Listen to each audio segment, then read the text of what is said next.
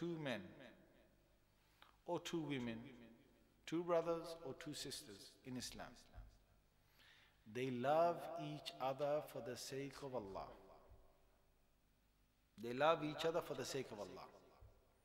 And basically, each time they meet for the sake of Allah. Each time they depart for the sake of Allah. Basically, he loves all his Muslim brothers. He loves all his Muslim sisters for the sake of Allah. That's it. No strings attached.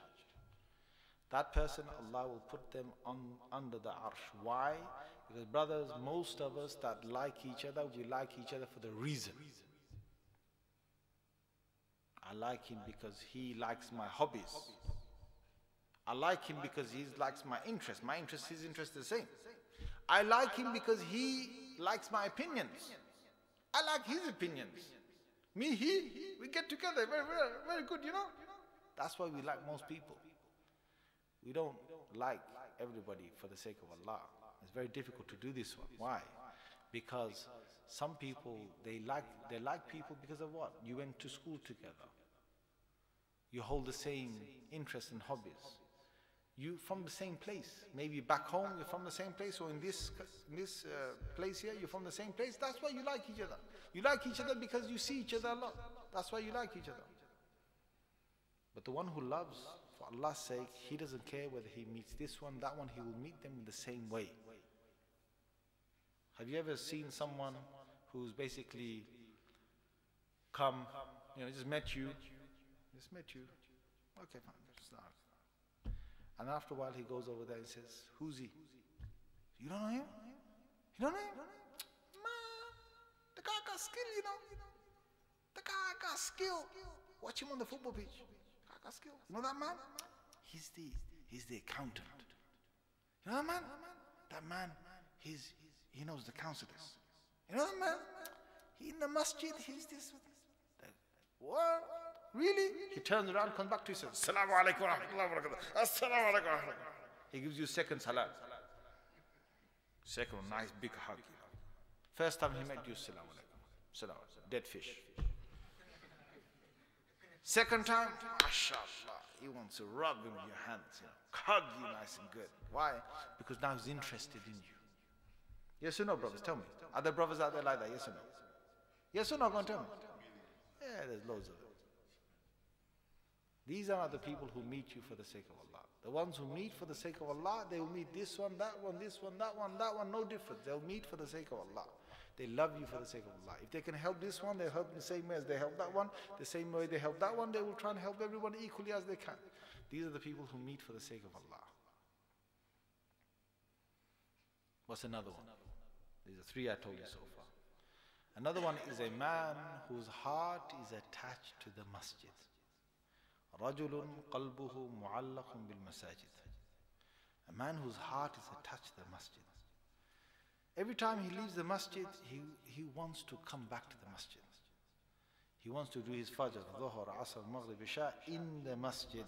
He wants to do that. And again, brothers, we might think, these old guys that come and fill the safs up. But some of them, Allahu Akbar, they are the light on the day of judgment. Because Rasulullah sallallahu alaihi wasallam has told us that he said, give good news to the people who al-masha'in, those people who walk frequently to the masjid, even in the darkness. Why? Because give them good news of great light for them on the day of judgment. They will have nur and tam, they will have full light on the day of judgment. So that's the fourth one. You might think, well, man, I'm not in a position of being a leader.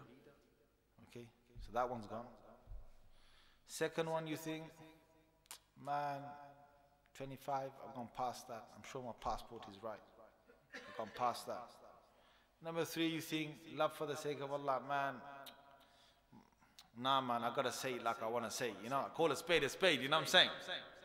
I can't be that chummy with everybody, yeah? Number four, you think, Ya Allah, going to the masjid frequent, loving the masjid like that. I can't do that, man. Well, let me tell you a fifth one. A fifth one is, you are a man, or this the same thing can be said for a woman. You're a man, and what happens is a woman of beauty and of a good status. She suddenly sees you and she wants nothing except you, brother. She just got eyes for you. For me? For you. So what happens is she calls you over. She says, hey, psst, psst, psst. Or the other way around. A man is for a woman and he says, hey, this way. Now, you for the sake of Allah, you say, I can't do it. Why? Inni akhafullah. I fear Allah Azza wa Jal. I fear Allah Azza wa Jal. Inni akhafullah. Who did you stay away from this relationship for? For whose sake? For Allah's sake.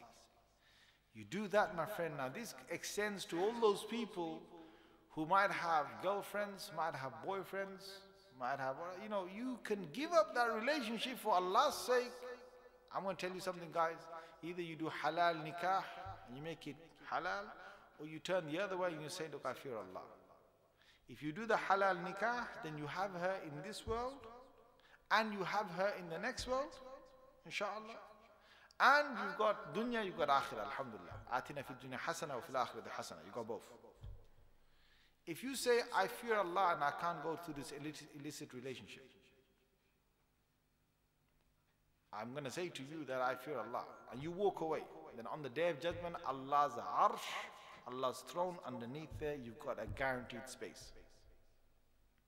Again, it's not easy when you've got somebody who's looking at you. I'm talking about somebody with, you know, the hadith says somebody beautiful, somebody with status. We're not saying, you know, somebody who you find unattractive. You think, you? No way, you're too ugly. We're not talking about that yet. We're talking about somebody who you're attracted to. ذَاتُ مَنْصَبٍ وَجَمَالٍ. Somebody who has the beauty, somebody who has the status. That woman called you over and you say, no way. La ilaha illallah. There are brothers who have shown the sacrifice. There are brothers who have shown the sacrifice. La ilaha illallah. And those brothers who've shown the sacrifice, they know that Allah Azza wa Jal has rewarded them. Allah has rewarded them. I'm going to give you a story. And look how this brother got out of this. La ilaha illallah. May Allah raise him on the day of judgment amongst these people who are going to be under Allah's arsh. This is a true story. It's a true story. I'm not making this up. This is also in Medina Munawwara. So you know the Jamia students of Medina Munawwara, they're coming in the Jamia and they go back to the lodging areas. So they come in, they're going out, and every day this one student is passing by a few streets. He goes past a few streets, he comes to Jamia, he studies, he goes back and so on. And what he didn't realize is there's something, you know, boiling up. So what happens is, one day he's passing by a house and this girl comes out and she says, quick, quick, quick, quick, quick, quick, quick, quick, quick, quick. He said, emergency, emergency, emergency. And he said, what is it? Quickly in the house, emergency. So he basically rushes inside the house. Emergency, what is it? He comes inside the house. Once he comes inside the house, she locks the door. She's locked the door. And then she says, just me and you now, pal. Just me and you now, pal. That's it. Nobody's in the house. She's targeted him. She wanted him. So she made a plan. She said emergency, she lied. She got him inside and said, that's it. Then she said, if you don't do what I tell you to do, you're finished. Why? Because I'm a Saudi. Saudi. And you non-Saudi. So Saudi always win over non-Saudi. You know what I'm trying to say? Yeah? If I cry rape right now, you finish. Iqam, everything finish. You'll be thrown back, you'll be prisoned, then you go back to your country. Yeah? Even there, you'll never be able to come back. So I'm asking you, you do what I tell you to do, otherwise you are finished. I'm asking you, there's the bed over there right now. So if he doesn't do it, he's finished. And if he does it, then he's committed zina. So he said, look. He said, okay. He said, give me a minute. I need to go to toilet first. She said, okay, here's the toilet, go to toilet. She knows he can't climb out the toilet window. Yeah? So he goes in the toilet, and after a while he comes out. You know, la ilaha illallah, you know what this guy did? To get out. Allah put this in his head, Allahu Akbar. This guy came out of the toilet,